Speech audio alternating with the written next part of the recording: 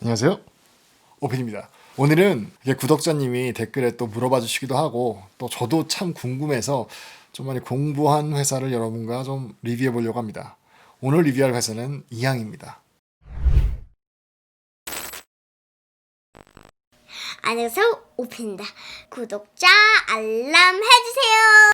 렛츠고! 테슬라가 핫하다, 니오가 핫하다 하는데요. 아마도 지금 제일 핫한 회사가 이항이 아닌가 싶습니다. 오늘은 1월 19일 화요일인데요. 오늘 이항 주식이 50%가 넘게 올랐어요. 하루 만에. 야, 이게 말이 되나 싶을 정도로 많이 올랐습니다. 계속 올라가고 있었는데 갑자기 오늘 또 50%가 확 올랐습니다. 그래서 어제는 그 마틴 루터 킹 데이라서 장이 좀 쉬었고요. 오늘 이제 다시 열었는데 40불이었는데 지금 61불인가? 그걸로 장을 마감했어요. 대단한 모멘텀을 보이고 있습니다. 그래서 제일 먼저 이항이 어떤 회사인지, 뭐 하는 회사인지 좀 알아보고요. 그리고 이항 같은 경우는 지금 돈을 안 벌고 있고 또 만들어진 지가 별로 안 됐어요. 아마 2014년도에 회사가 만들어졌는데요. 너무 짧은 기간이라 뭐 파이낸셜은 볼 필요가 없을 것 같아요. 그래서 뭐 파이낸셜은 건너뛰고요.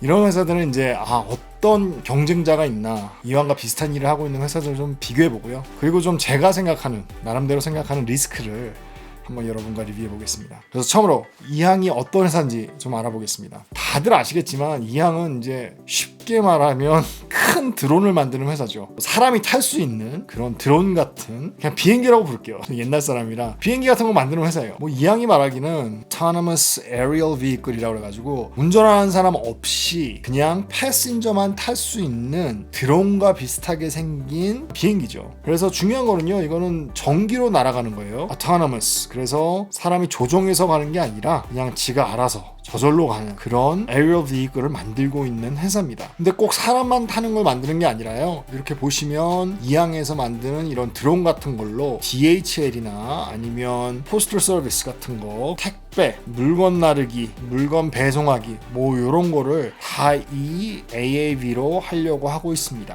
그리고 또 하나 중요한 거는요, UAM이라고 그래가지고 Urban Air Mobility, 그래가지고 커머셜 솔루션으로 urban area에서 비행기로 날라서 뭐 배달을 한다든지 아니면 사람이 타고 갈 수 있다든지 그런 플랫폼을 만들려고 하고 있어요. 이 비행기만 만드는 게 아니라 비행기를 조종할 수 있는 프로그램, 그리고 관제탑 이런 걸 다 조종하고 어떻게 보면 매니지할 수 있는 그런 커맨드와 컨트롤 센터를 만들고 있어요. 이 AAV에 관한 모든 어떤 플랫폼 아니면 인프라스트럭처를 만들려고 하는 컴퍼니가 바로 이항입니다. 한마디로 말하면 비행기도 만들고 관제탑도 만들고 또 조종하는 프로그램도 만들고 또 거기에 따르는 모든 컨트롤 할 수 있는 거를 만들려고 그러는 거예요. 백투더 퓨처에 보면 자동차가 이렇게 날아다니잖아요. 그거를 실현시키는 게 아닌가, 뭐 이렇게 보여집니다. 저는 솔직히 잘 모르고 있었어요. 저는 한 번도 이렇게 드론조차도 미래에 대해서 드론이 쓰인다 안 쓰인다 저는 잘 모르겠지만 되게 파서빌티는 있고요. 제가 이 회사를 리뷰하는 목적은 과연 이 회사가 나중에 돈을 벌 것인가 이런 걸 생각하기 때문에 조금 그 부분만 터치해 보겠습니다. 지금 막생의 이런 새로운 회사들은 아마 오너십이 굉장히 중요한 것 같아요. 이 회사를 누가 갖고 있는지, 어떻게 지금 회사가 오너십이 이루어졌는지 좀 보겠습니다. 이항 파운드한 CEO가 후지훈 것 같아요. 그 사람이 지금 이 이항의 42% 쉐어를 갖고 있고요. 굉장한 오너십이죠. 그리고 두 번째로 많이 갖고 있는 쉐어홀더는 GGV 캐피털이라는 데입니다. 이거는 이제 벤처 캐피털이고요. 그 다음으로 쉐어를 많이 갖고 있는 사람이 샹웬 샤오인 것 같아요. 어떻게 발음하는지 모르겠지만 하여튼 그 사람이 12% 정도 갖고 있고요. GGV 캐피털은 굉장히 유명한 벤처 캐피털이에요. 뭐 이 GGV 캐피털에서 건드렸다 하면 대박이 나죠. 아마 제일 유명한 회사가 알리바바고요. 그리고 에어비앤비에도 투자를 했고요. 그리고 그랩, 오픈도어 굉장히 많은 회사들에 투자를 했습니다. 이 GGV 캐피털이 건드려가지고 1빌리언이 넘은 컴퍼니가 60개가 넘게 있고요. IPO 한 컴퍼니가 39개가 넘게 있습니다. 그리고 이 회사가 이항에도 투자를 했습니다. 네, 다음은 이항과 같은 회사들이 어떤 회사들이 있는지 좀 볼게요. 보시면 이항이 있고요. 그리고 레이저패스가 있고요. 엣지케이스 리서치가 있고요. optiplane, 그리고 크라우드 AI 이런 회사들이 있습니다. 모두 다 AI 드론을 만들고 있고요. 그리고 AI 센서 같은 거를 만들고 있는 회사입니다. 그 중에서 제일 큰 회사가 지금 이항이에요. 이항이 이렇게 클 수 있었던 거는 아무래도 제 생각에는 중국에서 굉장히 밀어주는 것 같아요. 이 중국 정부에서 이항을 굉장히 밀어줘서 회사가 아주 짧은 시간에 이렇게 커질 수 있었다고 봅니다. 그리고 이항 말고 이 네 회사는 전부 다 아직까지는 프라이빗 회사고요. IPO를 하지 않았습니다. 이항은 이제 중국에 베이스를 둔 회사고요. 엣지 케이스 리서치가 미국에 있는 회사고요. 크라우드 AI 그것도 미국 회사입니다. 제일 중요한 건 아무래도 이런 회사들은 펀딩을 얼마나 했는지 돈을 얼마나 받았는지가 중요하겠죠. 그래서 이렇게 보시면 이항이 제일 많은 펀딩을 가져갔어요. 그래서 52 밀리언 달러를 가져갔고요. 엣지 케이스 리서치가 한 7 밀리언 그리고 크라우드 AI가 한 2.1 밀리언. 이렇게 보시면 이항이 다른 회사들과 비교가 안 될 정도로 큰 회사고 펀딩을 제일 많이 받은 회사입니다. 이게 제가 좀 더 찾아보려고 했는데요. 이 경쟁 회사들이 거의 없을 정도로 이항이 좀 앞서가고 있는 것 같이 보여져요. 그런 기술력은 제가 잘 모르지만 받은 돈과 이항에서 추구하려는 어떻게 보면 그 비즈니스 모델이 제일 앞서 나가고 있는 것 같습니다.